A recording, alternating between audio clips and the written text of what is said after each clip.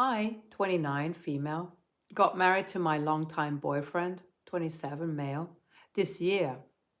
We come from really different families. He comes from a big family with two brothers and one older sister.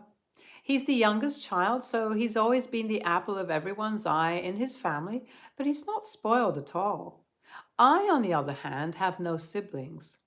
Growing up, I didn't have the best relationship with my parents, and we grew apart as I got older. It wasn't that I hated them or anything, but they were just too much to deal with sometimes. They were the kind of parents who cared more about what everyone else thought of us and how we were perceived. They'd rather people just think we were a happy family than just, try to live like a happy family. When I was a teenager, I found out that my dad had been cheating on my mother and was horrified to learn that. I'd seen my dad with a woman I didn't recognize, holding hands outside a restaurant. I didn't hide it from my mom, and I told her as soon as I got home.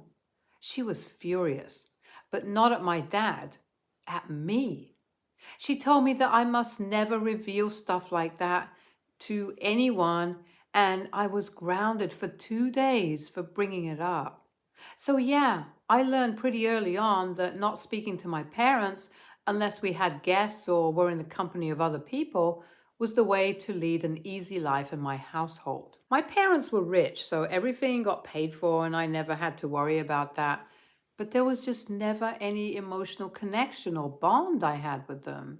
It was a nice change of pace for me when my husband introduced me to his family where they didn't grow up that rich, but still loved each other and literally looked as happy as if they were in a movie or something.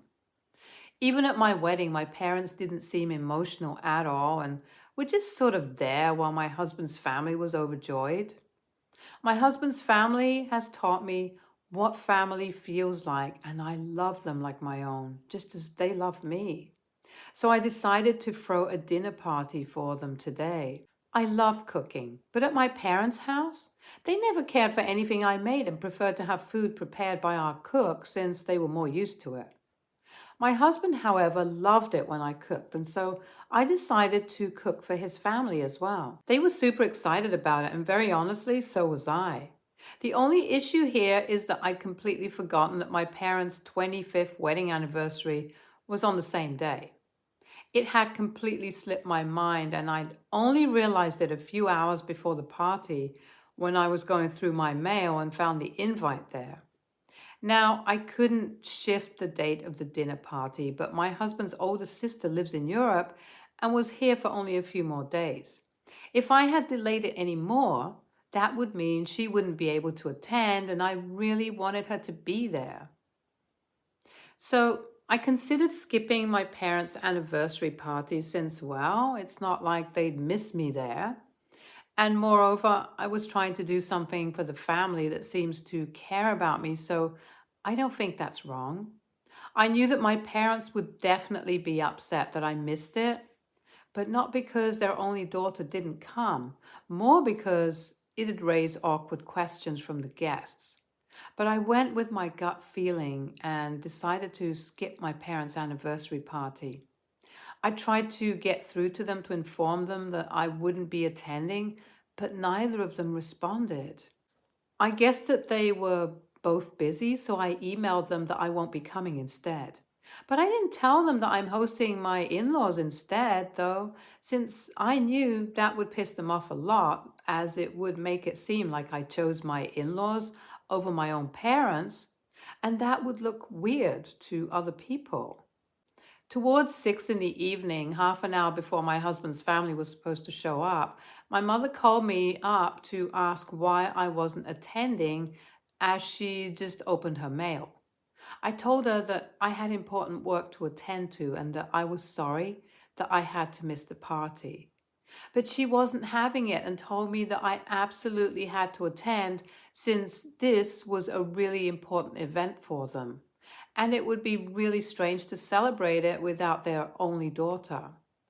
For a split second, I thought she'd miss me, but then she said that she needed me to be there since she didn't want people asking her why I hadn't shown up and thinking that we had a fallout or something.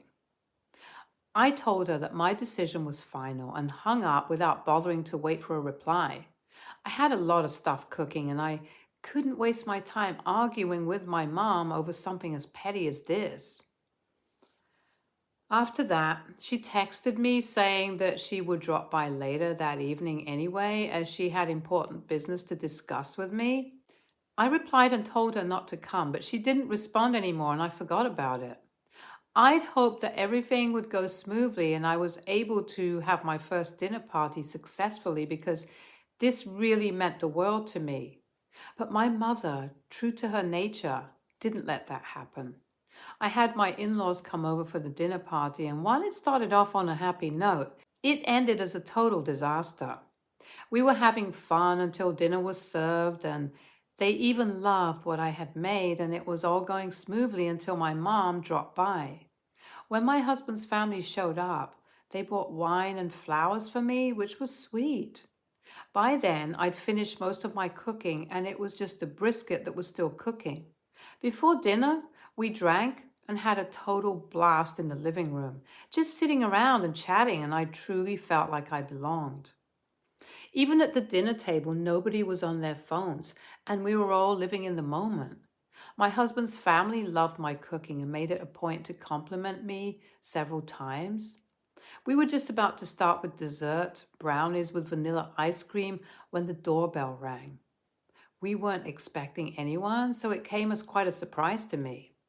My husband opened the door, and my mother stormed in, slightly inebriated and pissed off. She'd shoved my husband aside really hard while storming in, and I rushed to his side to check if he was all right since he'd banged against the wall pretty hard.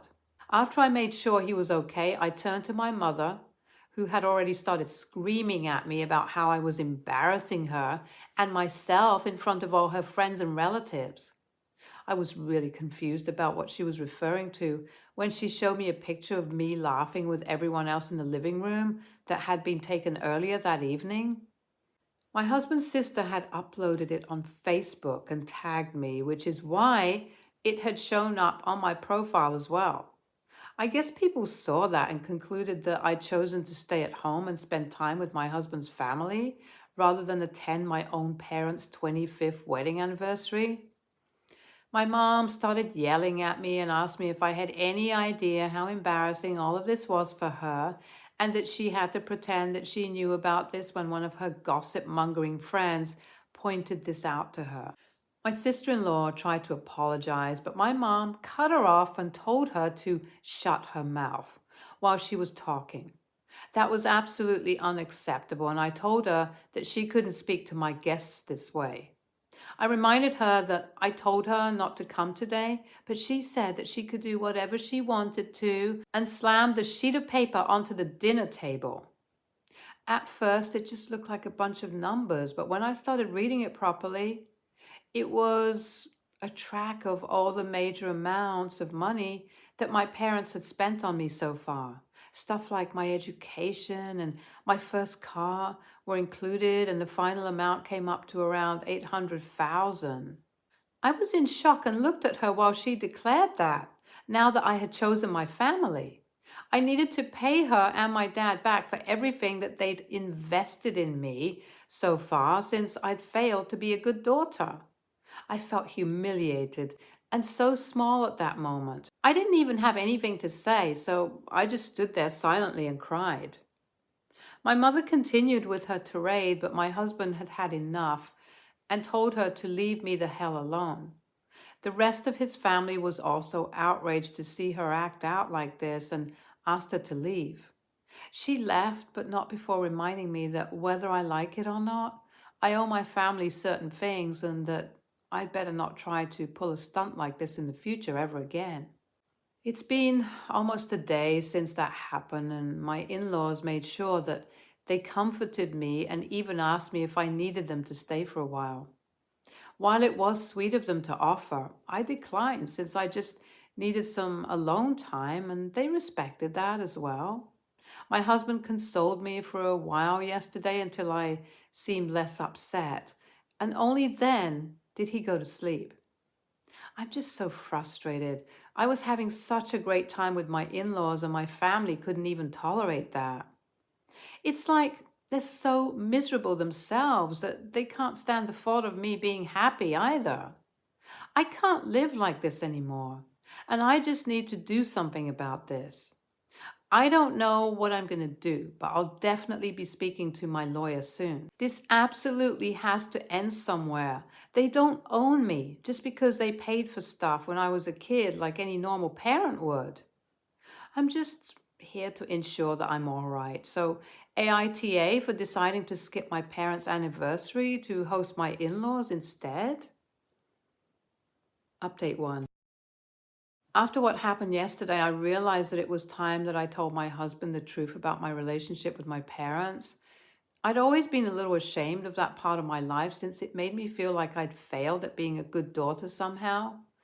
But now that I'm a grown woman who's seen what a healthy, happy family looks like, I don't think I was the problem. My cold and detached parents were, and I didn't need to be embarrassed of anything anymore. So I ended up telling him about everything, and he was pretty shocked to learn all of this. He'd always assumed that I didn't have a particularly close relationship with my parents, but never thought that it went this deep. I even told him about the incident where I caught my dad cheating on my mom and she got mad at me and not him. He was shocked that I got into trouble for that as a kid and spent the next few hours comforting me and making sure I was okay, since this was a pretty huge deal for me to confess. I did feel lucky that I had such a wonderful husband to take care of me. While I've discussed it with my husband and he's not a fan of getting the law involved since he thinks that's too extreme, he thinks that in my case, legal intervention is necessary at this point. I've also made up my mind that no matter what, I'm not paying back even a single penny to my parents. Come what may, I'm not going to let them demand money from me like that and act like it's a totally normal thing to ask for. They paid for stuff because they had to and could afford to. As parents, that's literally the bare minimum that you do for your child. They cannot hold that against me in any way, and it's not even like they need the money. My dad's company is flourishing, and if they can throw a lavish anniversary party, then I'm assuming they're in a good place financially. This is all just a way to keep me in check and under their thumbs. They brought up the money they've spent on me so far only to humiliate me in front of my in-laws and purely out of spite. I haven't decided on whether I want to go through with this legally and completely cut them out of my life, and I'm still on the fence about it. But if they start any more drama with me, then I'll be taking legal action against them for sure. Maybe not something like emancipation, but a restraining order against them at the very least. Meanwhile, my husband's family, who were all present to witness the unfortunate scene that took place a few days back, were all kind enough to say that they would be more than happy to pitch in and contribute to the debt if that's what I needed to get my parents off my back. While that's incredibly sweet of them, I declined since, like I already said, I'm not repaying the money. My parents didn't do me any favors by spending money on me. That was the bare minimum, and I don't think I owe them anything at all. And on top of that, just the fact that his family was willing to go to such lengths for me is enough. I don't need them to do it, even though they insist that they'd be quite glad to help. I truly got so lucky that I have such a wonderful husband and in-laws. Update 2. A few days have passed since the last update, and today my mother reached out to me a few hours ago, but it wasn't to apologize. Merely to demand that I throw a party in my parents' honor as well and post it on social media to make up for not showing up earlier. This is all just basically to ensure that her friends don't gossip about how I'm choosing my new in-laws over my own parents and making fun of her. So just something to protect her reputation. I told her point blank that I wasn't going to do anything of the sort and that she needed to stop calling me or even expecting anything from me in the first place. She had no right to even demand such things from me after she and my father pushed me away my entire life, and now they want me to put on a show for the world to see what a happy family we are. Yeah, that's not happening. I also told her that I have no regrets that I skipped their party to host my in-laws, as it's pretty obvious who values me more, and it's definitely not them. My mother was outraged and put my dad on the phone, who said that he'd already given me the option to either pay them back for everything and cut ties with them, or continue to do as they said. I let him know that this tactic wasn't going to help, and they couldn't push me around and manipulate me anymore with such threats. If they really wanted the money back, then they could send a legal notice and sue me for it, which I knew for a fact they wouldn't do, because that'd make them look like awful parents who sue their own daughter just for money that they chose to spend for her sake. This pissed them off pretty bad, and they told me that I was misbehaving, as if I was still a teenager who could be grounded and not a grown, independent woman. They told me that I had to do some damage control and that they didn't care what I did or how I did it. I'm not doing anything of the sort, because it's literally ridiculous. I'm not pretending to throw a party to surprise my parents after I skipped their anniversary party on purpose. It's not my fault they're crazy and obsessive about how they appear to other people, but I'm not entertaining any of that now. As a matter of fact, I've decided that I'm going to expose them to everything if they bother me anymore. I've told them more than enough times that I don't want them calling or visiting me anymore, and if they refuse to accept it, then that's really on them. If they don't want people to gossip behind their backs, then they should quit being so dramatic and obnoxious. I'm just one call or text away from exposing exactly what sort of weirdos they are online, and then everyone will know what I've had to live with my entire childhood. Update 3. 3 days have passed since the last update, and of course my parents just can't respect my boundaries and think I'm a puppet that would just dance to their tune. So they called me up a few hours ago, once again, and even after I declined it several times in a row, they just kept calling. I even blocked their numbers, but they're so freaking deranged that they actually got a new number just to call me. I'm just lucky they didn't decide to drop by. They asked me pretty casually about what I had in mind for the party, as if I'd agreed to any of it at all. When I reminded them that I told them very clearly that there would be no party, they told me that they'd pay for it if that's what the issue was. I was literally in disbelief over the audacity and the ludicrousness of the whole situation. I told them that if they call me again, I just file a restraining order against them, and they started bickering with me, saying that they raised me and this is no way to treat one's aging parents. My parents are hardly elderly and helpless, and I don't feel guilty about doing this to them at all.